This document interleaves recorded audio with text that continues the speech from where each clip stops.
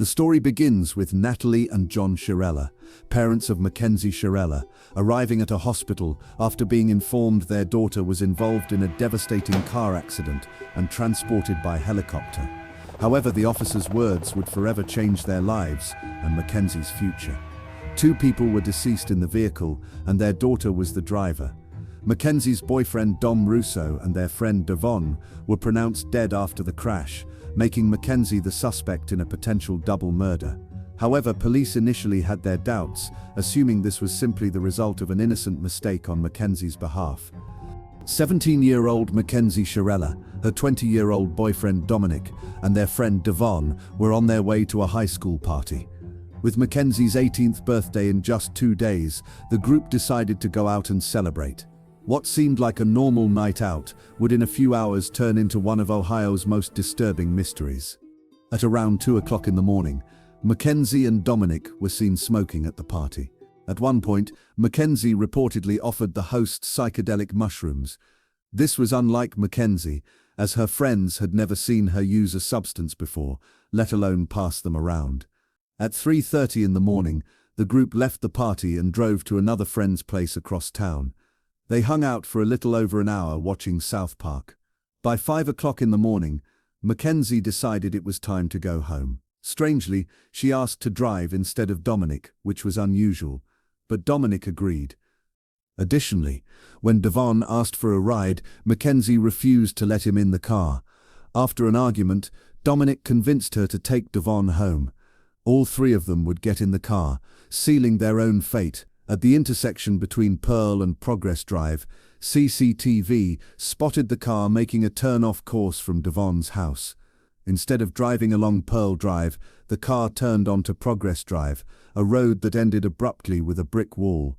CCTV spotted the car rapidly accelerating, going from a calm 30 to over 90 miles per hour. In the very last seconds, an intense turn took place, leading the car to narrowly avoid slamming into a tree, but it would be too late, and the car sped into the brick wall. The crashed car remained undiscovered for 45 minutes until 6:15 in the morning, when a passerby on a motorcycle discovered the destroyed vehicle. About 10 minutes later, law enforcement arrived at the scene. Inside the car, officers quickly confirmed two victims as deceased: 20-year-old Dominic in the front passenger seat and 19-year-old DaVon in the back. But one person had survived, the driver, Mackenzie Sharella. As medics and firefighters rushed to tend to the victims, investigators began trying to understand how such a devastating crash could have happened. That's when they started uncovering alarming details. Officers filed the crash as an accident, stating that the driver appeared to have attempted to steer off course, but was unable to regain control. Mackenzie was diagnosed with a condition known as POTS, which can cause dizziness and fainting, something officers believed may have contributed to the crash. The presumption was that a combination of Mackenzie's medical condition and drug use had likely led to the tragic crash. However, one detail worried officers: there were no signs of braking anywhere, and officers would soon begin to discover why. As police continued gathering evidence from the crash site, one officer headed to the hospital to speak with Mackenzie's parents. At this point, all they knew was that their daughter was in a serious accident. The officer informed them that two people were deceased in the vehicle and their daughter was driving. Mackenzie was the only one in the car wearing a seatbelt, which was why she was the sole survivor. If her intention had been suicide, it's unlikely she would have taken that precaution. This detail would later become important to the investigation. Mackenzie's parents took the news relatively well, relieved their daughter had survived. 3 weeks would pass, time that Mackenzie spent in the hospital recovering. Her condition improved significantly, eventually allowing her to leave and return to her normal life. The community mourned the tragic loss of Dominic and DaVon and expressed sympathy for Mackenzie, who had just gone through the trauma of losing both her boyfriend and a close friend. But soon, strange things about Mackenzie would start to surface. In the weeks that followed, it seemed Mackenzie thought everyone concluded the crash as a tragic accident and nothing further. Mackenzie never attended Dominic or DaVon's funerals. On social media, she bragged about her drug use, claiming she could do more drugs than anyone and still live. Then on October 31st, 2022, Mackenzie went to her first party since the crash, and her costume for the night was a detailed corpse with fake blood smeared across her mouth. Mackenzie's parents even went public to defend her outfit, saying she deserved to have some fun after the accident. There also appeared to be a mysterious source of income. Mackenzie was spending thousands of undocumented dollars on designer clothing, and she wasn't hiding it either, openly bragging about it online. But lucky for Mackenzie, this strange behavior still wasn't enough for police to launch a full investigation. However, that would all change when Dominic's family came to the police with a video taken from Dominic's phone, a clip recorded just 10 days before the crash, one that would change everything. At this point, officers already had a growing list of suspicions about Mackenzie. But it would be one video submitted by Dominic's parents and filmed by Dominic himself just 10 days before the crash that would turn the entire case on its head. This was a short snippet from a 15-minute video where Mackenzie clearly and continuously threatened Dominic. But this wasn't all. Dominic's family showed even more disturbing material, including text messages confirming she had threatened to kill Dominic. This was enough for officers to reopen the case, now investigating it as a planned double homicide. Shortly after the investigation began, police interviewed several of Mackenzie Sharella's friends, family members, and individuals from the community. Officers first brought Tyler, Mackenzie's former boyfriend, in for questioning. Unfortunately, his accounts would only serve to deepen their concerns.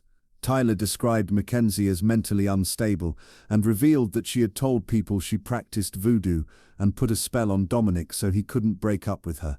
Tyler believed Mackenzie had it in her to drive the car into the wall intentionally. By now, a far darker picture of Mackenzie's actions was beginning to take place.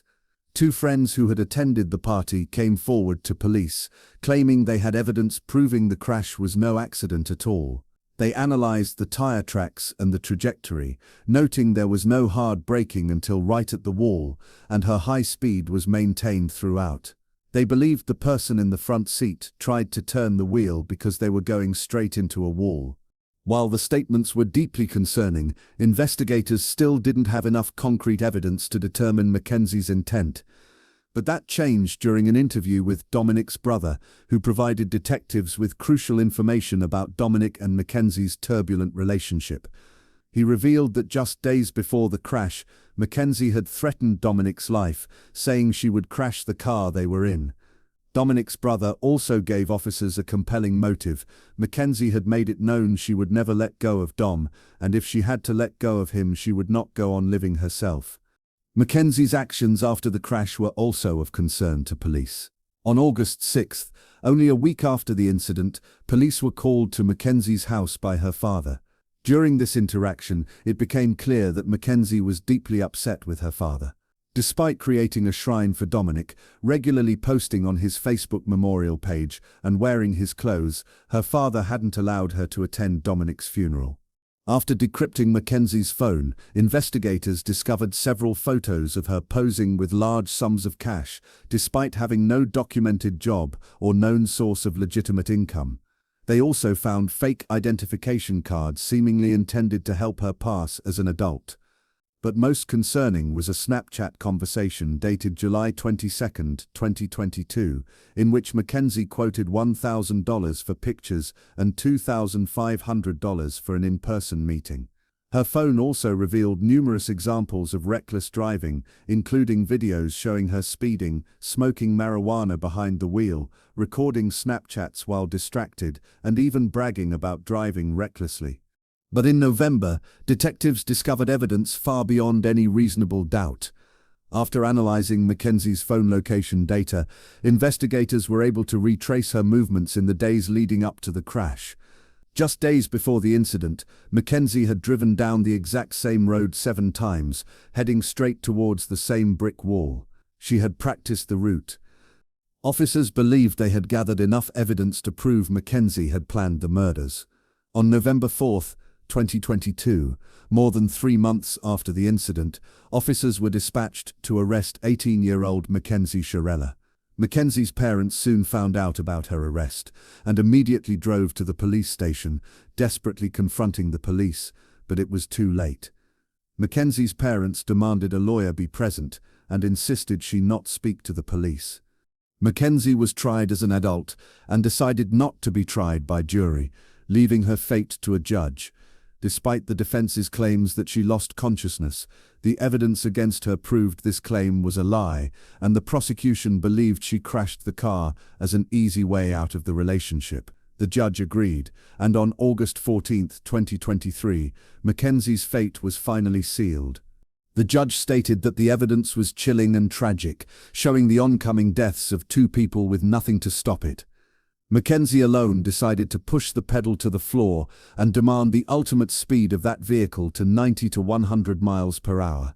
Mackenzie decided death was the ultimate goal that day, and she alone made that decision for Dominic and DaVon. Her actions were controlled, methodical, deliberate, intentional, and purposeful. This was not reckless driving. This was murder. On August 14th, Mackenzie was found guilty on 4 counts of murder, 4 counts of felonious assault, 2 counts of aggravated vehicular homicide, 1 count of drug possession, and 1 count of possessing criminal tools. She is facing 15 years to life and is currently being held in the Ohio Reformatory for Women. Her first opportunity for parole will come in October of 2037.